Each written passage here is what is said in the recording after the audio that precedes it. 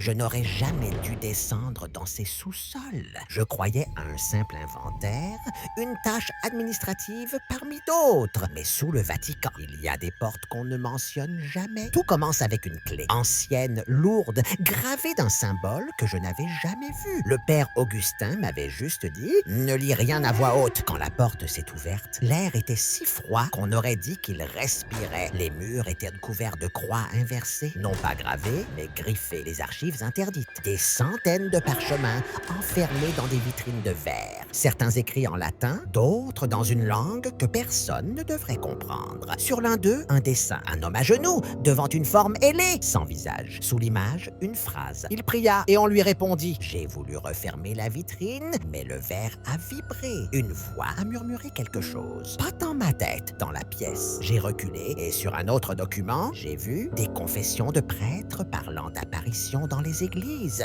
de statues qui bougent seules, de messes interrompues par des cris qu'aucun humain ne peut pousser. Ils les ont cachées ici, des siècles d'horreur sous les fondations de la foi. Et si je te disais que les prières interdites existent vraiment, des mots capables d'appeler autre chose que Dieu, je suis sorti vivant. Mais depuis cette nuit, je n'entends plus les cloches de la même manière. Elles sonnent comme si quelqu'un répondait en dessous. Si tu veux savoir ce que l'Église ne t'a jamais dit, fais partie de ceux qui osent t'écouter jusqu'à la fin. Abonne-toi tant qu'il reste encore du silence.